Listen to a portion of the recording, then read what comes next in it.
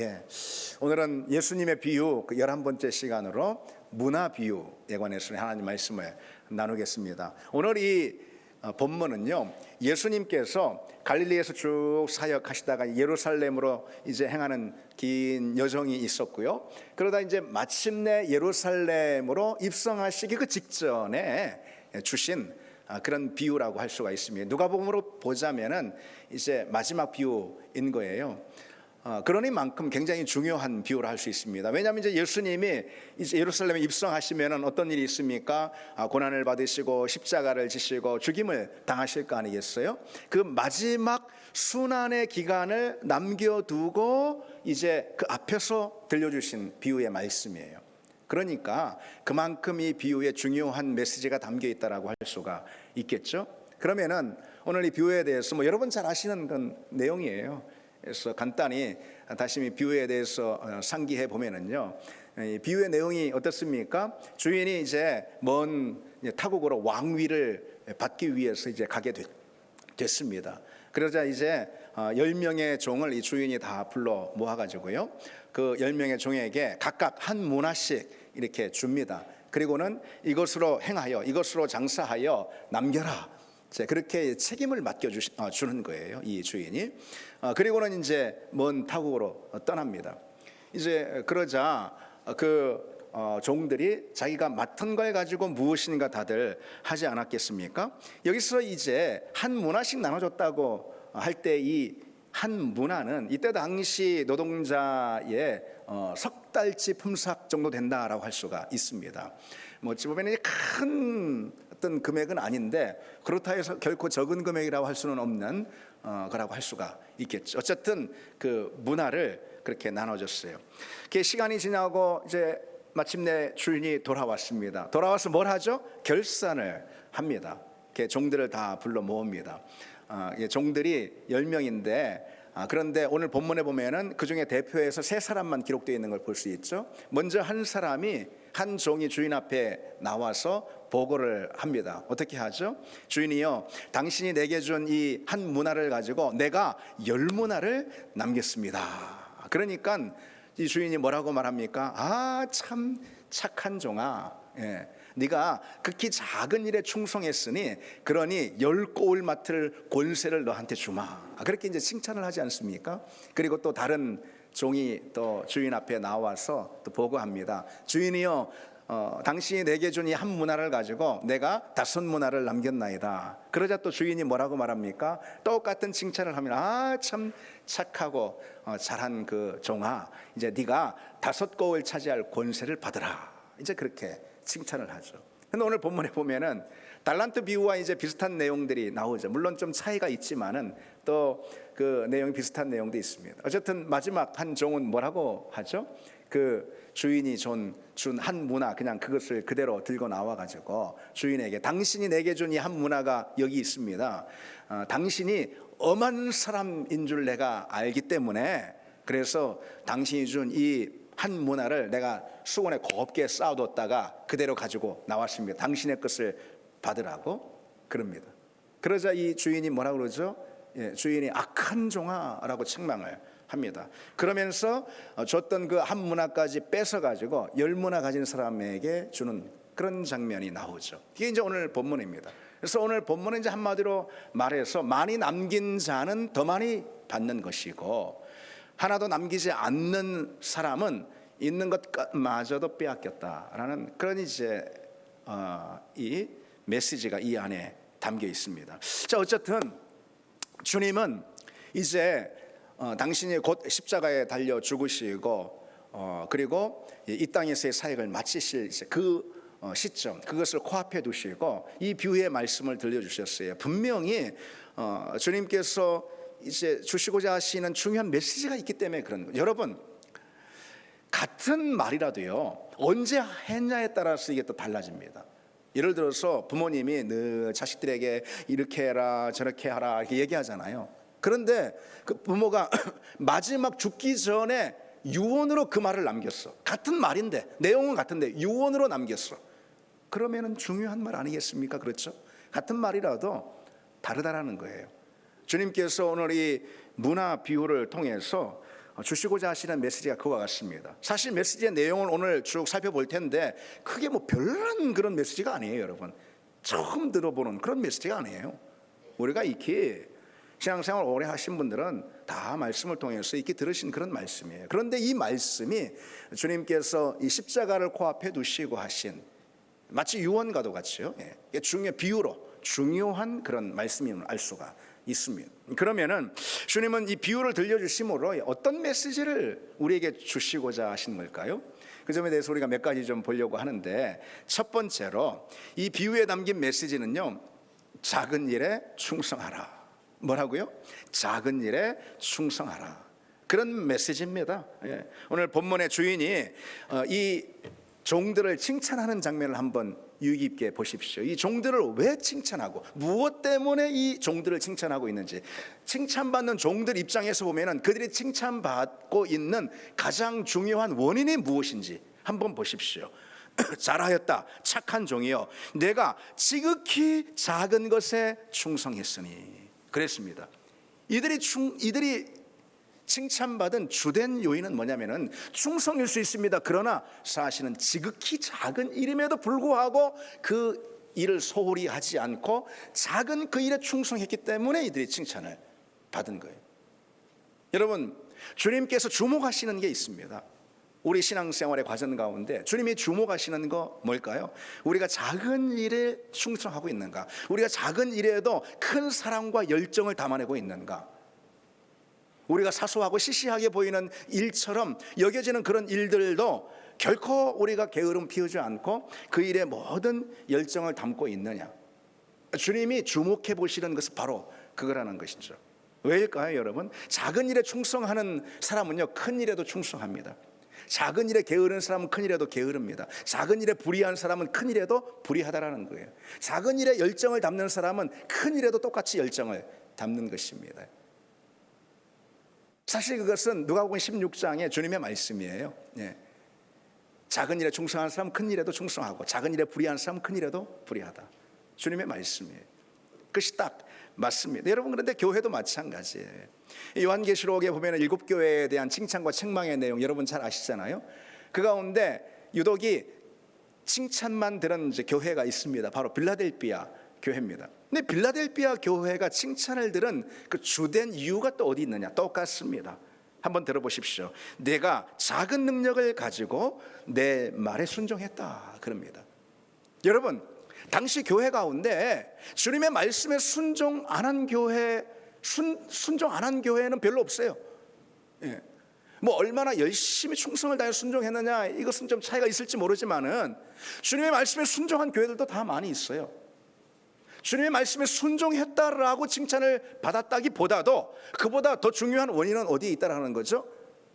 내가 작은 능력을 가지고도 나의 말에 순종하였다, 이렇게 말씀하고 있어요. 빌라델비아 교회는 오늘 본문 그 주님의 말씀에서도 확인할 수 있듯이 작은 능력을 가졌어요. 빌라델비아 교회는 분명 오늘식으로 말하자면 작은 교회, 힘이 없는 교회, 뭐 그런 교회라고 할 수가 있겠죠. 그럼에도 불구하고 그 작은 능력, 작은 힘을 가지고 그 자체가 어려운 환경이 되는 거 아니겠어요? 그렇죠?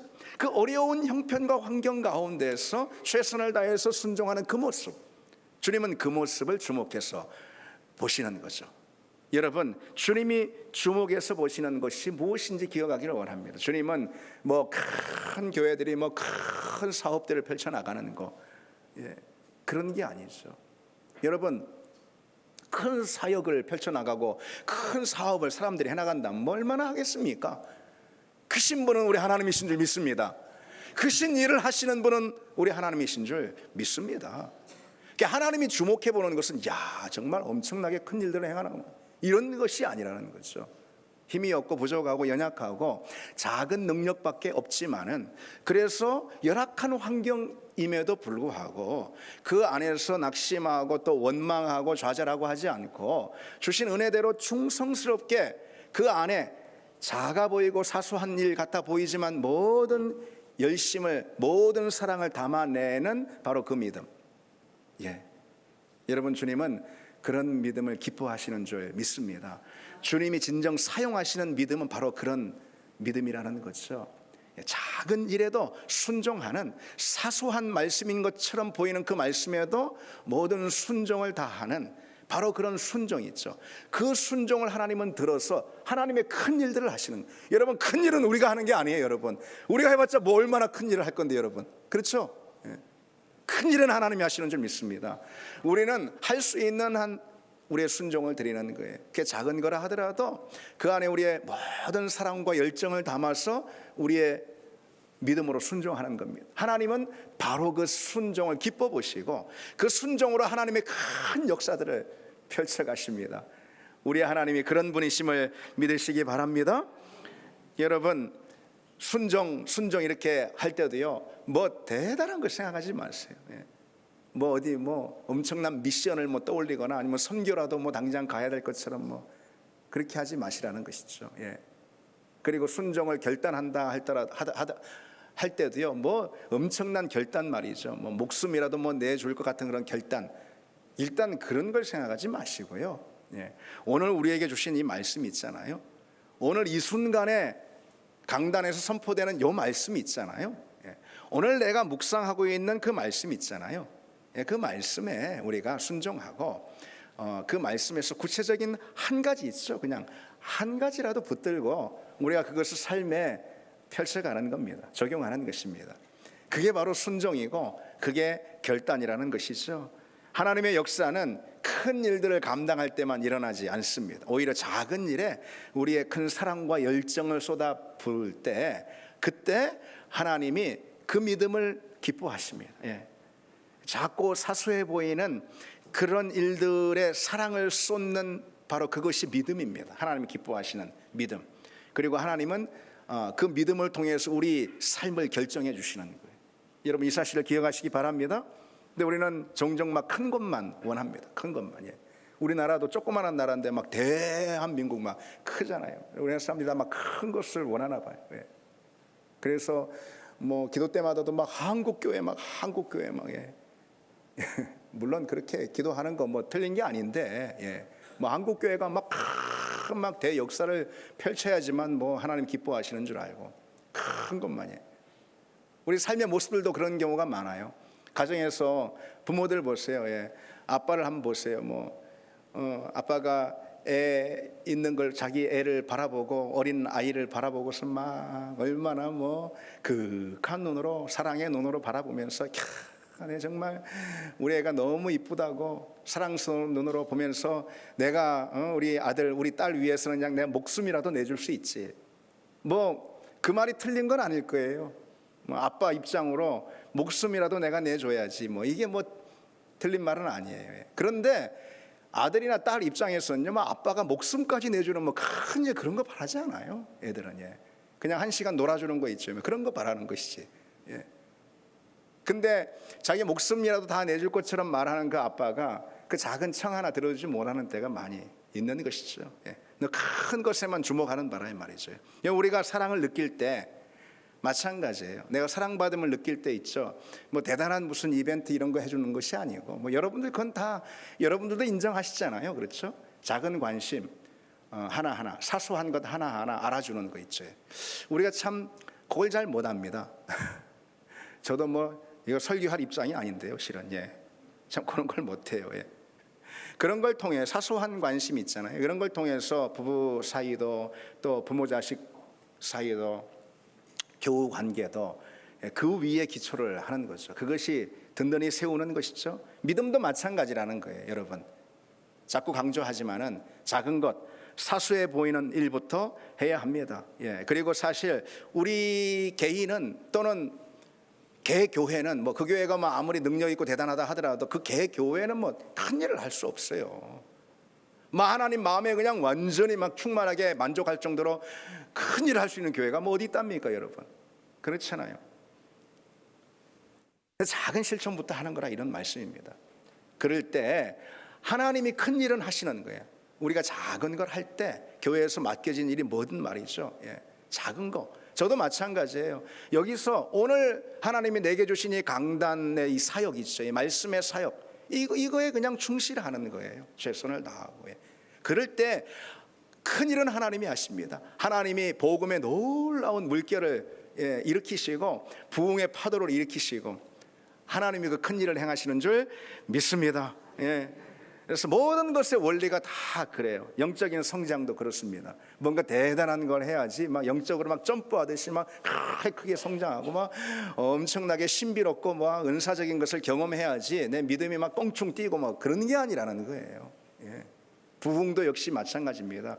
부흥이 여러분 한꺼번에 일어나는 게 아니에요. 우리가 교회사 가운데 이렇게 듣게 되고 하는 그런 부흥이 어느 날 갑자기 막 한꺼번에 막 그렇게 일어나는 게 아니라는 것이죠. 오늘 그날 말씀에 집중하고 그날 말씀을 양식으로 먹고 그리고 강단에서 주어지는 그 말씀 하나하나 한 주 그냥 집중하고 새벽이든 저녁이든 내가 해야 될 그날 기도를 충실히 감당하고 맡겨주신 그 사명 그때 충실히 감당하고 하면서 하나님께 나아갈 때 그때 부흥의 은혜가 점점 밀물처럼 그래서 어느 순간 정말 거대한 파도가 돼서 부흥의 그 은혜가 내게 임하는 것이죠. 교회 가운데도 임하는 것이고 여러분 그러니 작은 일에 큰 사랑을 담아서 충성하는 그런 우리가 되기를 바랍니다. 둘째로 오늘 비유의 메시지를 살펴보고 있습니다. 오늘 비유가 주는 메시지는요, 주님을 향한 신뢰가 충성스러운 믿음을 이끌어낸다는 거예요. 충성을 다하는 믿음은 무엇에 바탕을 두고 있는 거냐면은 주님을 향한 신뢰에 바탕을 두고 있다는 말씀이에요. 이 비유에서요, 주인에게 받은 이 문화로 어떤 일도 하지 않고 수건에 딱 싸뒀다가 주인에게 가지고 나온 이 악한 종을 한번 보십시오. 이 종은 주인을 뭐라고 생각하냐면은 막 부당하게 종들을 착취하는 그런 지주 있잖아요. 수탈하는 지주 이런 정도로 생각을 하고 있습니다. 한참 오해죠 이것도. 그러니까 안 해버리는 거예요. 주인이 그런 아주 못된 사람이다. 그러니까 안 해버리는 거예요. 이 종이 충성스럽지 않은 이유가 무엇이냐? 그건 뭐 게을러서도 뭐해서 뭐 이런 거 있을 수 있는데 그 어떤 원인보다도요 주인을 아주 엄하고 무정한 사람으로 단정해버리는 그것에 있다는 거예요. 주인을 오해하는 거. 믿음의 자리에서도 똑같습니다. 주님을 오해하는 일들이 우리에게 많이 일어나는 거예요, 여러분. 주님을 향한 충성은요 다른 데 있지 않아요. 주님을 향한 신뢰에 바탕하는 것입니다. 주님께 헌신하고 충성하는 것은 주님을 향한 신뢰에 뿌리를 두고 있다는 거예요. 충성은 주님의 사랑과 성품을 신뢰하기 때문에 우리에게 자연스럽게 자발적으로 일어나는 그런 믿음의 태도를 말합니다. 그래서 이런 사람이 충성하는 거예요. 우리 주님 너무 좋으신 분이야. 우리 주님 나를 너무 사랑하는 분이야. 우리 주님 나만 사랑하는 것 같아. 우리 주님 너무 좋으신 분이야. God is good. 우리 주님 너무 좋으신 분이에요. 우리 주님 나를 너무너무 사랑하셔. 이렇게 주님을 신뢰하는, 주님의 성품을 신뢰하고 주님을 신뢰하는 그 사람이 있잖아요.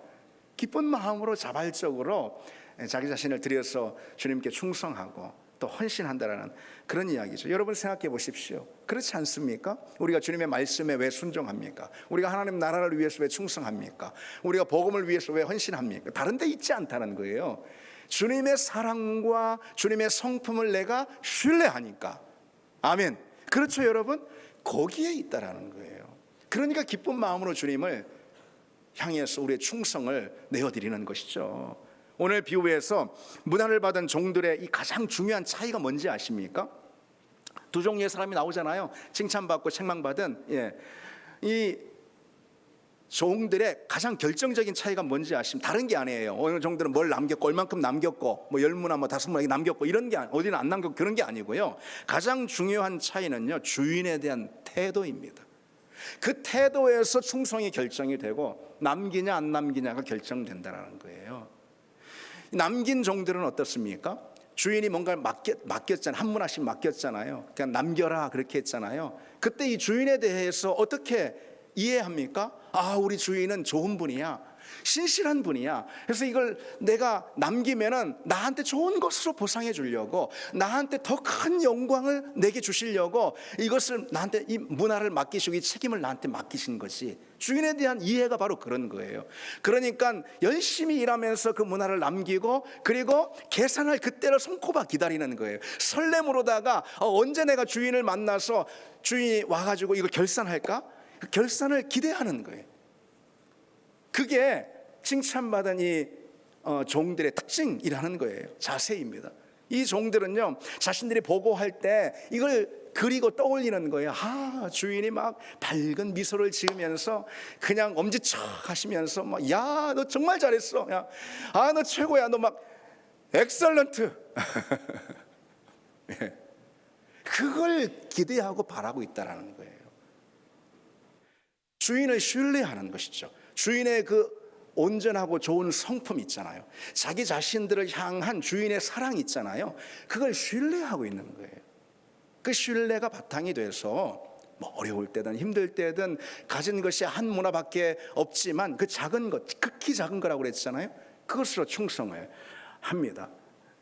이게 이 종들의 기쁨과 기대가 거기에 있습니다. 주인을 만나서 보고하는 것, 그에 대한 기쁨이 있는 거예요. 칭찬을 듣게 되리라는 건 기대가 가득합니다. 여러분, 우리 믿음의 여정이 그와 같을 줄 믿습니다. 예, 신앙생활의 과정이 바로 그와 같은 거예요. 신앙생활의 과정이 뭡니까? 이제 하나님 만나뵌 그때에, 이제 심판의 날 바로 그때에 주님께서, 야, 너 참 잘했다. 그래, 너 극히 작은 것 가지고도 참 충성스럽게, 너 참 잘했다. 야, 내 아들, 내 딸, 엑셀런트. 우리 주님께서 나를 칭찬하시는 바로 그 칭찬을 기대하고 꿈꾸며 신앙생활 하는 거. 여기 비록 우리 삶의 과정이 광야와 같고 어렵다 하더라도 거기에서도 내 주신 걸로 충성하는 거 있잖아요. 그 바탕이 어디에, 그 근거가 어디에 있습니까? 기대하는 거예요. 우리 주님의 성품을 신뢰하고 기대하는 것입니다. 그 날을 믿음으로 바라보는 것이, 그런 믿음이 여러분 우리에게 있기를 원합니다. 반면에 전혀 남기지 않은 이 악한 종을 한번 보십시오. 남기지 않았다라는 이 사실보다 더 중요하고 더 먼저 우리가 지적해야 될 이 종의 태도는 무엇이냐? 그 주인을 미워하고 있다는 거예요. 주인을 완전히 오해하고 있어요. 주인을 막 단정짓고 있어요. 마치 주인을 원래부터 싫어했다는 듯이 말이죠. 주인은 엄한 사람이라고, 독한 사람이라고 그럽니다. 그리고 자신이 받은 한 문화를 주인에게 도로 내주고 있어요. 이 종의 문제는요, 주인은 완고하다, 주인은 무정하다, 주인은 모진 사람이야, 이렇게 단정하고 있는 거예요. 여러분, 오늘 본문 말씀 11절에서 27절 제법 긴 본문인데, 여기서 비유 가운데 등장하는 이 주인이 정말 이처럼 무정하고 모진 인간이라는 내용은 어디에서 찾아볼 수 없어요. 어디에서도. 그렇죠. 오로지 악한 종의 입술을 통해 나온 이 말을 통해서만 그 정보를 확인할 수 있는, 틀린 정보죠, 그것은. 그렇죠. 이 종이, 이 악한 종이 변명하고 핑계대기 위해서 그런 겁니다. 주인에게 떠넘겨버리는 거예요. 내가 이렇게 못한 거 당신 때문이다, 떠넘겨버리는 것이죠. 이 종은요, 주인이 마치 맡기지 않은 것을 취하고 심지 않은 것을 거둔다고, 나한테 하나도 안 맡겨놓고선 그걸 내놔 취하고, 하나도 뿌리고 심지 않았는데도 막 그걸 거두려고 하고, 이거 악하고 못된 주인 아니겠습니까? 그렇죠. 인색한 그런 주인 아니겠어요? 그렇게 주인을 여기고 있어요. 당연히 핑계죠. 그러니 오늘 본문에 자기 모순에 빠졌다라고 말하고 있지 않습니까? 마치 정말로 주인이 그렇게 모질고 엄격하고 그런 못된 주인이라면은, 그러면은 그 주인이 노를 바랄까 두려워서라도 오히려 더 많이 남기는 게 맞죠. 더 많이 남기는 게 변명이고 핑계죠. 이 종은 최소한의 노력조차 하지 않습니다. 아예 시도조차 하지 않습니다. 그것은 다 주인의 의도를 오해했기 때문에, 나아가 주인의 성품을 오해했기 때문에. 이것은요, 비단 믿음의 자리에서뿐만 아니라 우리 성도 간의 관계에서도, 또 가정에서도, 사회에서도 다 마찬가지예요. 문제가 다 어디서 나오는지 아십니까, 여러분? 오해에서 비롯됩니다. 오해에서. 좀 알아보면 되는데 들어보면 그게 아닌 거 아닌데 그냥 단정해버리고 오해합니다. 저 사람 저런 사람이야 막 그럽니다. 여러분 한번 입장을 바꿔놓고 생각해 보십시오. 누군가 나의 의도를 뭔가 부탁했어요. 근데 내 의도를 딱 오해하고 저 사람 나쁜 사람이라, 만약에 그랬다면은 이러 하는 거 보니까 나빠 이렇게 만약에 했다면은, 근데 그게 명백한 오해란 말이에요. 나는 그런 의도가 아닌데, 그런 마음이 아닌데, 그럴 때 여러분 어떻게 했습니까? 얼마나 그게 참 섭섭하고 실망스러운 그런 일 아닐까요, 여러분? 여러분께서 오해하면 안 되는, 오해가 다 모든 걸 틀어지게 하고 이 관계의 스텝이 다 꼬이게 만들고 오해가 그러는 거예요. 그래서 우리 교회는 오해가 없길 바랍니다, 여러분. 오해가 막 있으려고 하면은 얘기 서로 대화를 하십시오. 그런데 그 어떤 오해보다도요, 주님을 오해해서는 안 되는 거예요. 주님이 맡기신 사명에 대한 오해가 있으면 안 돼요. 순종에 대해서 오해하면 안 돼요. 주님은 우리에게 사명을 맡기셨죠. 그렇죠. 그리고 우리에게 무엇을 요구하십니까? 순종을 요구하시는 분이에요, 주님은. 그런데 우리에게 맡기신 그 사명과 우리에게 요구하시는 순종에 대해서 오해하면 안 된다는 거예요. 우리 주님이 아주 모질고 아주 그냥 못된 그런 하나님처럼 우리를 막 눈을 부릅뜨고만 하나라도만 실수하면 봐라, 막 내가 심판을 그냥 심판의 불을 내리면 그런 분으로 아니라는 거예요, 여러분. 왜 우리에게 사명을 맡기십니까? 왜 우리에게 순종을 요구하십니까, 여러분? 왜요? 여러분, 아빠가 5살짜리 애한테 심부름을 시킵니다. 아빠가 손발 없어서 아빠가 못 해가지고? 아니에요. 아빠가 주고 싶어서 선물 주고 싶어서 딱 선물을 사왔거든. 감춰놨어. 근데 그냥 주는 것보다 심부름 시켜요. 딱 갔다 오면은 내놓으려고. 우리 주님 그런 분이라는 거예요. 우리 주님은 좋으신 분임을 믿습니다. 우리에게 책무를 맡기시고 그리고 순종을 요구하실 때 우리 주님은 순종하면 우리에게 더 큰 것으로 맡겨주시고 우리에게 더 큰 보상을 주시고 우리에게 더 큰 영광으로 더 큰 복으로 축복하시기 위해서 우리를 그런 순종의 자리로 부르시는 줄 믿습니다. 세 번째로 오늘 비유의 메시지 무엇일까요? 그럼 반드시 결산이 있다라는 거예요. 반드시 심판이 있다라는 그런 메시지입니다. 성경에 이것은 일관된 메시지죠. 오늘 본문에서 여러분 주목할 점이 있습니다. 오늘 이 본문이 11절로부터 27절까지잖아요. 제법 긴 본문인데 이 11절로 27절의 이 문화 비유에서요, 주인이 이 종들과 결산하고 종들은 주인 앞에서 심판을 받는 그 장면 있죠. 이 장면이 15절에서 26절까지예요. 전체 비유 내용이 11절에서 27절인데 15절에서 26절까지가 결산과 심판의 내용이라 이런 뜻이에요. 3분의 2 이상이 뭘 말해줍니까, 여러분? 반드시 결산이 있다. 믿음의 자리에서도 반드시 하나님의 심판이 있다라는 것을 부각시켜주는 것이죠. 물론 그 결산은 무엇에 따른 걸까요? 무엇에 따른 걸까요? 행한 것에 따른 거죠. 그렇죠? 행한 대로 결산과 심판을 받습니다. 여러분, 이 사실을 알아야 합니다. 행함에 대한 어떤 결산 또는 행함에 따른 심판, 이게 이제 성경에 일관된 말씀인데요. 이걸 우리 오해해가지고요, 어떤 구약의 율법 정도로만 그걸 오해하는 그런 경우가 있습니다. 그렇지 않아요, 여러분. 신약 성경에도요, 행함에 따른 심판을 계속해서 강조하고 있습니다. 먼저 우리 주님께서 마태복음 16장에요, 인자가 아버지의 영광으로 그 천사들과 함께 오리니 그때에 각 사람을 행한 대로 갚으리라. 행한 대로 갚으리라 그랬어요. 그리고 믿음에 대해서, 은혜에 대해서 가장 강조하고 있다고 할 수 있는 로마서 있잖아요.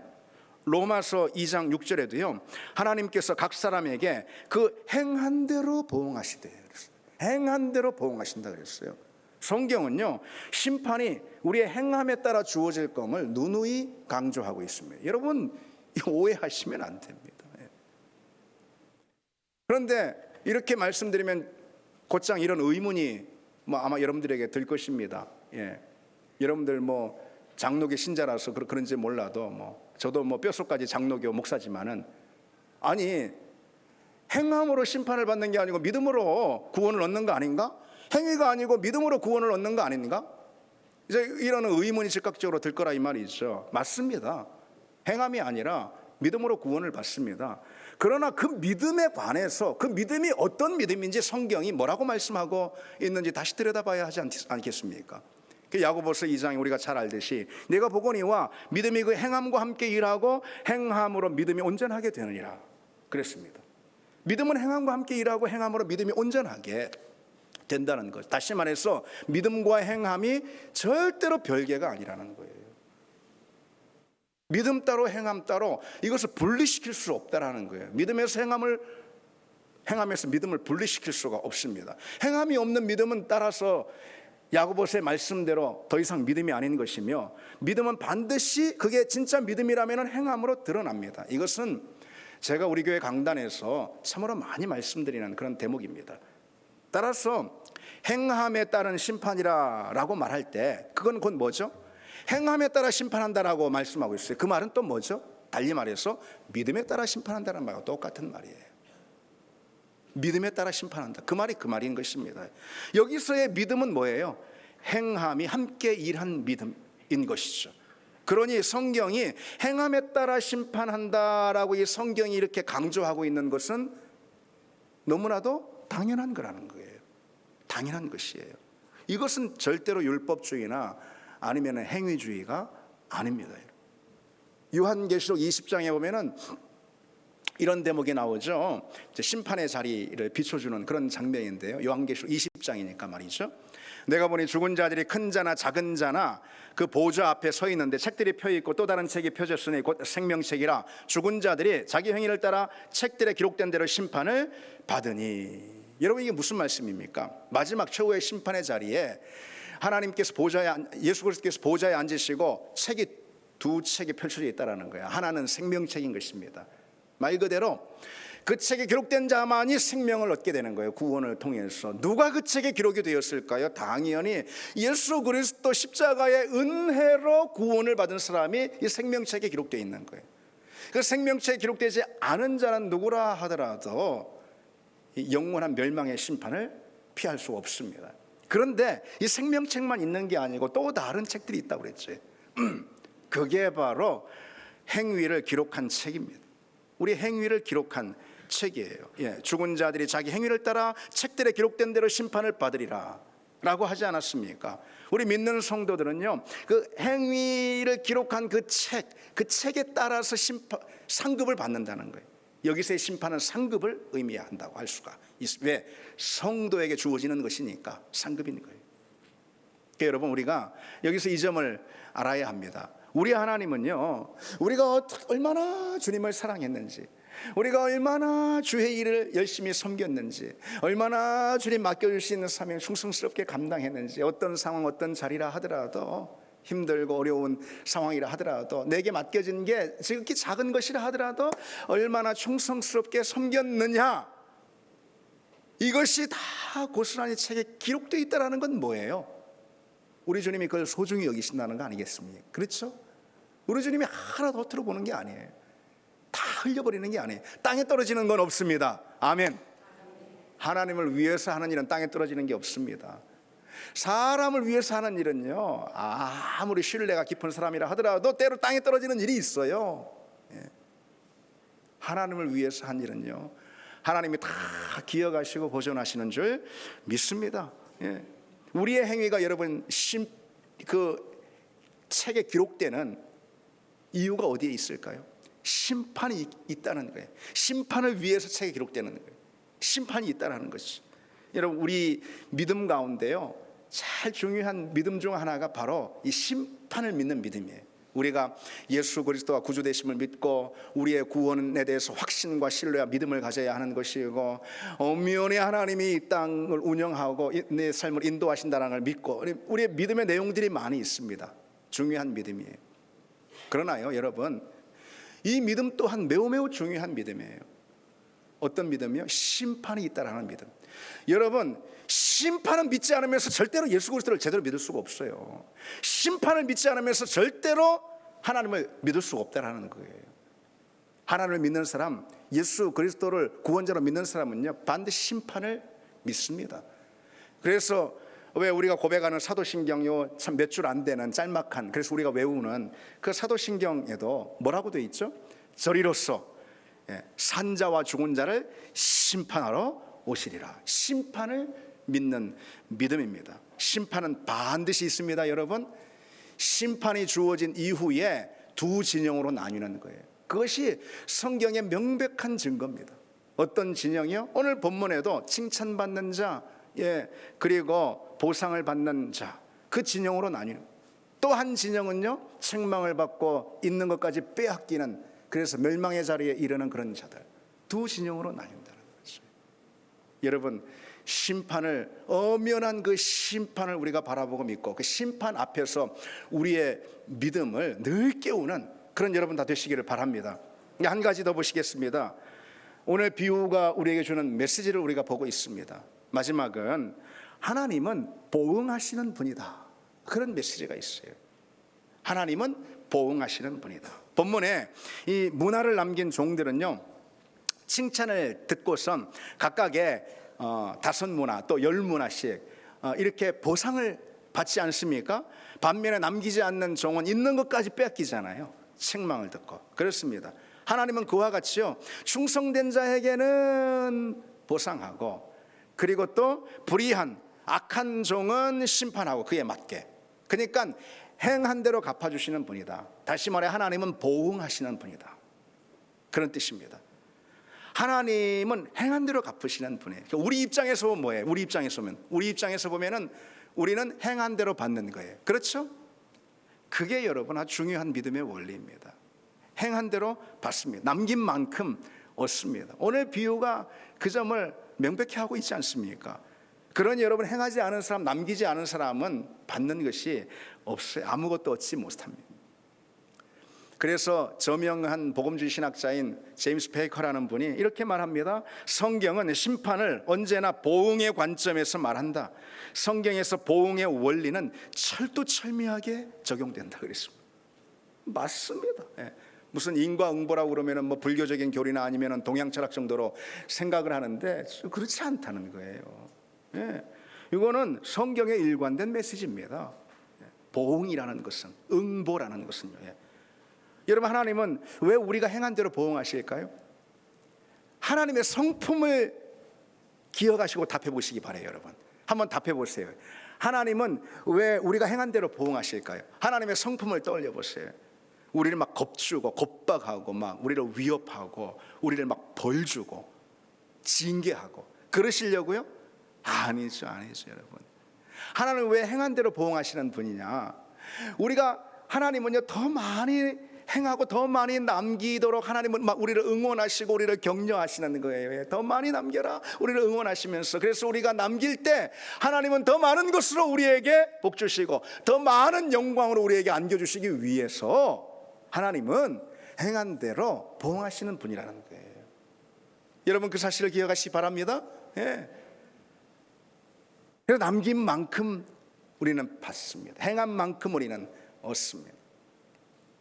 제가 예전에 그 주일학교 다닐 때, 정말 오래된, 제가 주일학교 다닐 때니까 한 10년쯤 전 될라, 하여튼 뭐 오래전에 주일학교 선생님들이 이런 이야기를 들려준 게 지금 생생히 기억이 납니다. 왜 그 옛날에 그 빨랫줄 같은 거나 이런 줄 만들 때 이 새끼를 꽈가지고 만들었습니다. 옛날에 그 왜 볏짚 같은 걸로 이렇게 비벼가지고 꾼다, 이 새끼를 꾼단 말이죠. 모르는 분은 그냥 알아서 들으십시오. 뭐가 하여튼 새끼를 꽈가지고, 근데 주인이 두 모습한테, 뭐 옛날이니까 모습이라고 해요. 모습한테 그 새끼를 꼬라고 그렇게 지시를 했습니다. 새끼를 아주 가늘고 튼튼하고 길게 할 수 있는 만큼 많이 꼬라, 새끼를. 그랬습니다. 그러나 이제 한 모습은 주인이 말한 그대로 정말 가늘고 길게 튼튼하게 새끼를 손으로 비벼가지고선 밤새 그냥 충성스럽게 새끼를 꽈어요. 다른 한 모습은 주인이 볼 때만 하는 척하고 하는 동 마는 동 한 빈둥대면서, 또 중요한 것은 막 새끼를 꼬다가 뭐 뭉뚱하게 막 하고, 어떤 거는 뭐 두껍게 막 하고 막 엉망으로 그렇게 했습니다. 주인이 와가지고 이 종들 앞에, 이 옛날에 그 엽전에 중간에 구멍이 뚫려 있잖아요. 그 돈을 그냥 산더미처럼 막 쏟아놓고 이 모습들 앞에서, 너희들이 꼬은 그 꼬은 새끼 있잖아, 그 새끼 줄에다가 이 동전을 다 넣어가지고선 가져가라고 그럽니다. 이것은 너희들이 지금까지 수고한 너희들의 보상이라고, 최대한 다 꿰서 가져갈 수 있을 만큼 가져가라고 해요. 여러분, 그 결과는 너무 뻔한 거 아니겠습니까? 일한 만큼, 행한 만큼 얻는다라는 거예요. 이것은 믿음의 원리도 다르지 않다는 거예요. 비슷한 이런 이야기가 또 있습니다. 어떤 한 부자가 해외로 나가게 좀 됐습니다. 오랫동안. 그래서 원래 계획했던 멋진 새 집을 하나 짓고 싶었어요. 그래서 자기 친구가 건축업자예요. 자기가 평소 가깝게 지내고 아끼던 그 건축업자인 친구에게 그 집을 지어달라고 부탁을 했습니다. 돈은 걱정하지 말라고, 돈은 충분하니까 마음껏 돈을 쓰고 아주 좋은 재료로다가 아주 고급지게 잘 멋지게 한번 져달라고 그랬습니다. 그렇게 하겠다고. 근데 이 건축업자인 친구가 처음엔 좀 잘하는가 하다가 그냥 그 다음에는 꾀가 생겨가지고선 이리 빈둥 저리 빈둥 하면서 그냥 가까운 데서 구하기 쉬운 재료, 값싼 재료다가 그냥 대충 땜빵하고 외장 겉 보이는 데만 잘 했습니다. 나중에 그 부자 친구가 돌아와서 그 새 집에 가게 됐다는 거죠. 이 부자 친구는 겉에는 그냥 그럴싸하게 보이니까 상당히 만족스러워 하면서 그 수고한 그 친구를 격려하면서, 이 집은 자네 집이야. 자네를 위해서 내가 마련한 거야. 자네가 직접 손수 지은 집이니까 자네 마음에 꼭 맞을 거네 하면서 그 집 열쇠를 넘겨줬다라는 거죠. 자업자득인 것입니다. 자업자득. 인과의 원리는 세상의 원리만이 결코 아닙니다. 성경이 우리에게 누누이 강조하고 있는 믿음의 원리라는 것이죠. 사실 여러분 생각해 보십시오. 그렇게 생각하면 좀 냉정하게 느껴집니까? 그렇지 않습니다. 만약 그런 분이 있다면 그건 우리 태도가 달라서 그런 거예요. 여러분 한번 들어보십시오. 충실한 성도의 입장, 하나님을 사랑하는 성도의 입장에서 보면은요, 하나님이 보응하시는 분이라는 이 사실은요, 매우 다행스러운 사실이에요. 그렇지 않을까요? 하나님이 내가 행한 대로 보응하시고 행한 대로 내게 주시는 분이라는 이 사실은요, 충성스러운 성도의 입장에서는 매우 다행스럽고 위안이 되는 말이에요. 하나님은 행한 대로 주시는 분이 아니라고 할 때 충성스러운 충성스러운 성도의 입장에서는 그것은 매우 시리에 빠질 일이고 매우 낙심할 만한 일 아니겠습니까? 그렇지 않습니까? 온전하고 바르지 못한 그런 종인 경우, 그런 성도인 경우나, 다시 말해서 가짜 성도인 경우나 하나님이 행한 대로 갚아주시는 분이라고 할 때 그런 하나님을 인정할 수 없다고 그러고 그런 하나님을 비난하고 그것을 받아들이지 않는 법이라는 거죠. 그러나 하나님을 진정 사랑하고 하나님 맡겨주신 일에 충성하고자 원하는 그런 참된 성도라면은 하나님이 진짜 보응하시는 그런 분일 때, 그때 정말 다행스럽게 여겨지고 만족하고 위안이 된다는 거죠. 그렇지 않을까요, 여러분? 여러분, 하나님은 우리의 믿음과 사랑과 헌신을 결코 잊지 않으시는 분임을 믿습니다. 우리가 이 땅에서 하나님 나라와 그분의 몸된 교회를 위해서 수고하고 분투하고 애쓰고 눈물 흘리고 그리고 땀 흘릴 때 하나님은 결코 그것을 하나도 놓치지 않는 분임을 믿습니다. 그래서 여러분, 아까워하지 마시기 바랍니다. 아까워하지 마세요. 하나님을 섬기고 또 몸된 교회를 위해 애쓰고 복음을 위해서 우리가 충성스럽게 섬겨나가는 그 일 결코 아까워하지 마시기 바랍니다. 그 일에 자원하는 마음, 기쁜 마음으로 온전한 순종과 충성을 드리기 바랍니다. 누굴 위해서? 나를 위해서. 보상해 주시는 하나님으로 인해 내가 잘 될 것입니다. 내가 복될 것입니다. 나를 위해서 충성하는 여러분 되시길 바랍니다. 이제 말씀을 맺겠습니다. 오늘 비유를 통해서요, 우리 주님의 사랑과 성품을 신뢰함으로써 그 신뢰 가운데 우리가 작은 일에도 큰 사랑과 열심을 담아야 한다, 우리 말씀을 나눴고요. 그리고 우리의 그 충성에 대한 결산과 심판이 반드시 있다. 왜? 우리 하나님은 보응하시는 하나님이기 때문이라 라는 말씀을 함께 나눴습니다. 우리 같이 함께 찬양하시겠습니다.